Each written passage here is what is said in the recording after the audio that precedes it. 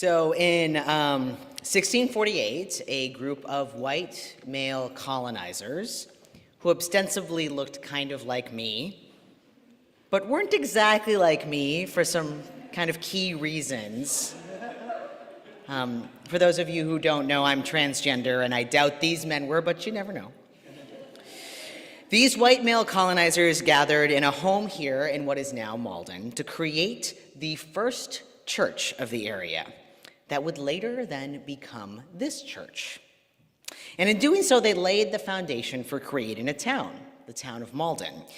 Back in the Massachusetts Bay Colony, you needed a church to create a town, and so they did. Now, they weren't Unitarians or Universalists or Unitarian Universalists. No, they were Puritans, who ostensibly looked like many of us, but were different in many key ways. They shared almost no theology with us today. Namely, they believed that only a few important people would be saved in the next life, that there was nothing that they or anyone else could do about it. Pretty different from our beliefs here, that everyone has inherent worth and dignity, that what happens in this life is more important than any life that may or may not come afterwards. But they did believe that they were bound by a covenant, which is just a fancy religious word for promise or vows like you take in a marriage. A covenant with their God. But still, they believed that it was the community that kept the covenant, that the spiritual health of the whole community was important, not simply one's individual relationship with God. And though we have varying beliefs here now about the existence of gods or God or what we even mean by that word, we do believe that the spiritual health of our whole community is important. And we do believe that it's our community that keeps our covenant. You see, the Puritans were escaping religious persecution in Europe, and that's why they came to create new religious institutions here in New England. That's part of it, despite who might have already been here. They came here to live their own ideas of what religion was, which, though I wouldn't say we're currently persecuted, is similar to our ideas of rethinking what religion means, of co-creating a faith not about shared beliefs, but values. The Puritans' covenant with God centered around obeying moral law, which we probably wouldn't agree with. They weren't okay with people like laughing outside in the world when they were walking around. We like to have fun, that's important. But also their covenant was a promise to do the work of the faith, which meant to love God, yes, but it also meant to love each other, to uphold justice and mercy. Now, they believed that if this covenant was broken, the whole community would feel God's wrath. Talk about collective punishment. But there's something there, these ancestors of ours, despite having nothing in common with us, it would seem, there's something there that can be tied together with them through covenant, right? Through loving each other, through upholding justice and mercy.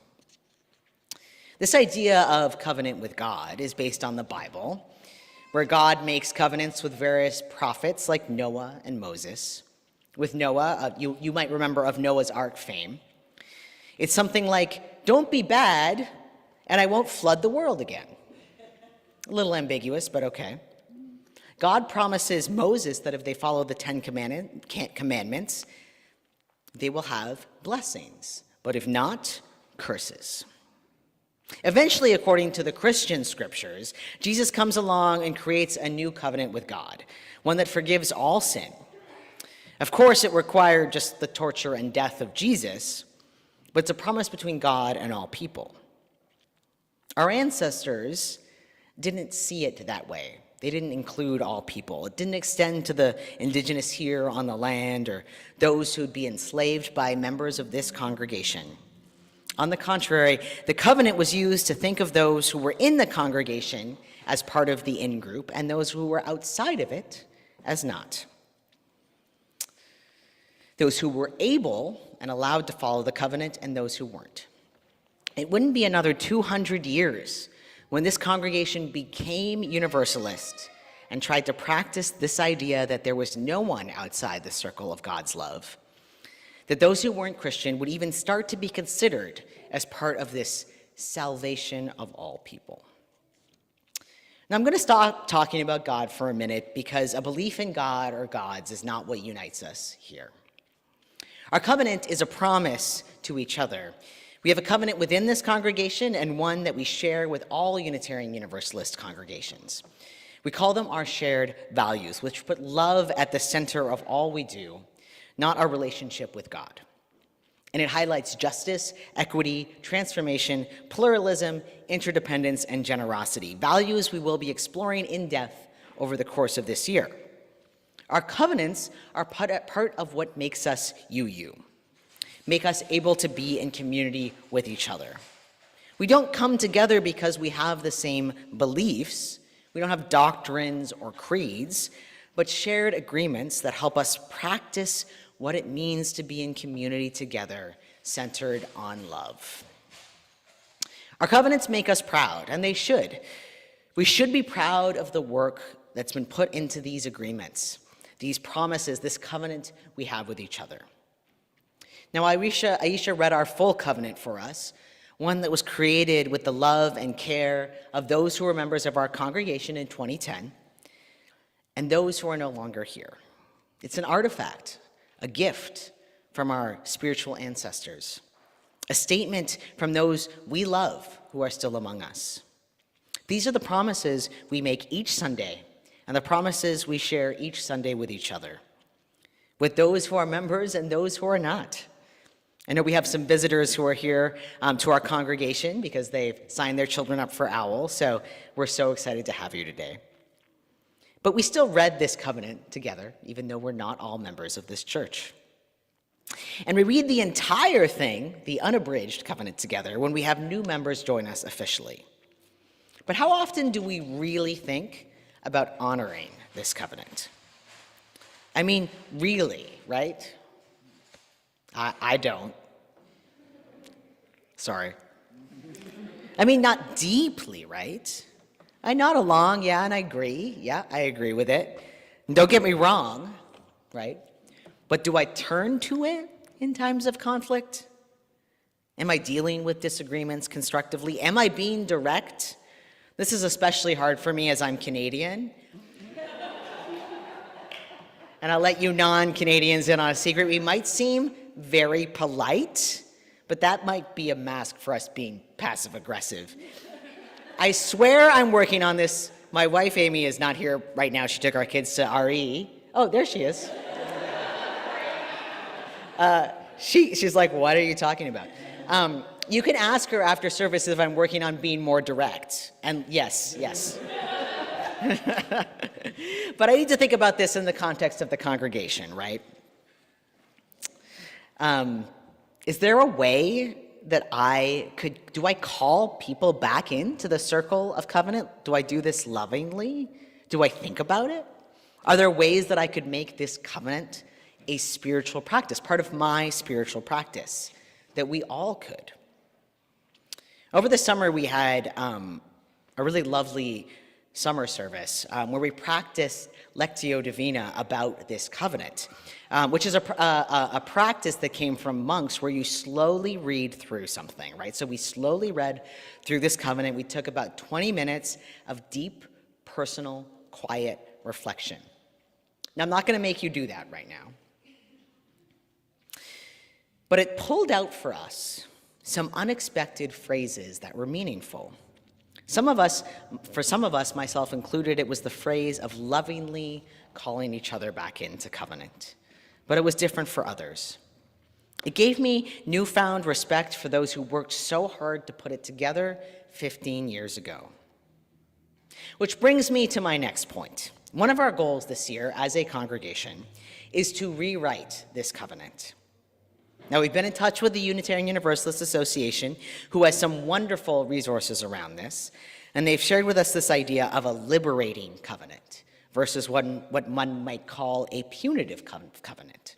Now, I don't think of our covenant that way, but sometimes a covenant can be used, like our ancestors did, to designate who is inside the covenant and who is outside.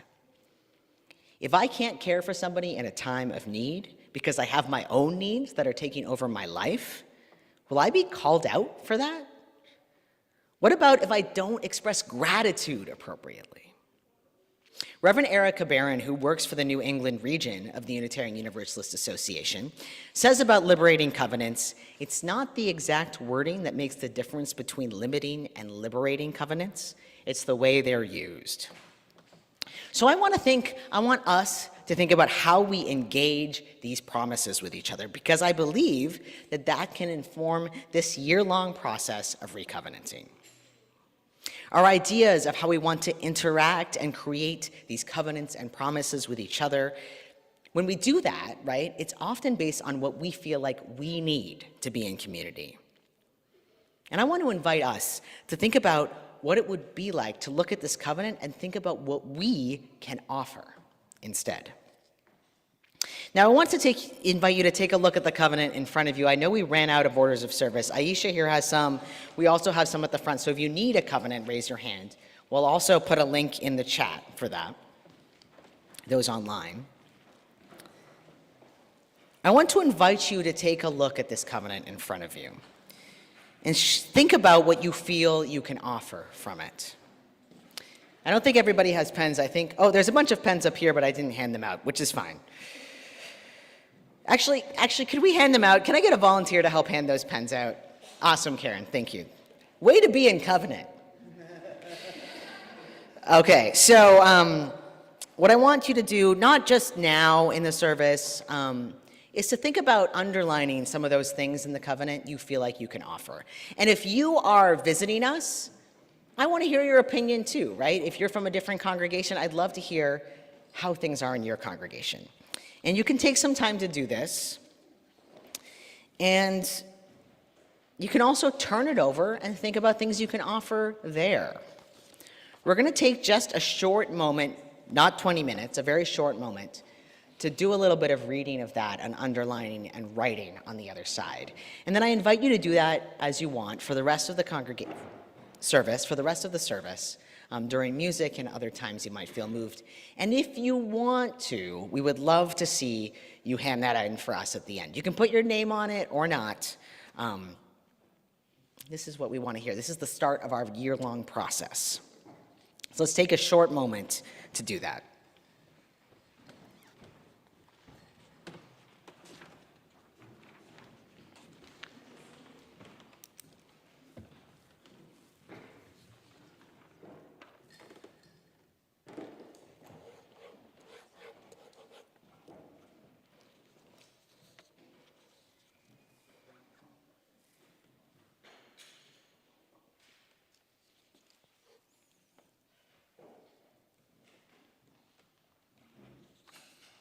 Apologies for the homework. It is back to school time, that's right. And if you're online, you can also share your comments in the chat, or you can also just email them to me, just auto@fpmalden.org. You can do both. Yeah. All right, I'm going to invite everybody. I can see you all still writing, some of you. I'm going to invite you to continue to take a look at that over the course of the service, over the course of our year. And if you have things over the course of the service that come to you, write them down and place it on our table over here, and we'll be sure to take a look at it. This isn't the only time that we're going to have to share on our covenant this year as well. People have different ways that they can connect with things. So I want you to know that there's lots of opportunities as we create this new liberating covenant together. We want to find time to be really thoughtful and think through this. And this is the beginning of this new covenant. A new covenant that will help us inform big decisions that we have to make in the future about who we are as a people and hope to be together as a people, as a community, as we practice who we want to be in this world, how we want to engage with the world. And I want to think about particularly this place where we talk about disagreements. Our congregation is growing right now, and that's a beautiful thing to witness. But with that growth, we will see this emergence of different ideas. The larger the congregation, the less likely it is that everyone will agree. And so we will think about how we deal with those disagreements when we find ourselves in difficult ones. Do we look to our covenant as a guide? Because we should. Conflict, when done well, can be generative, creative. It can bring our community closer together. It can strengthen our bonds and relationships, to know that we're not in it for ourselves alone, but to honor the covenant and this larger community we belong to, that we claim and that has claimed us. So as we grow, we invite you into this process. This congregation doesn't belong to me. It doesn't belong to the board or the Unitarian Universalist Association. It belongs to those who are part of it, all of you. So we invite you into the process of this service. So the most beautiful thing I think about this process over the next year is we get to use this covenant as our guide for creating it. This gift from those among us who were here for that process.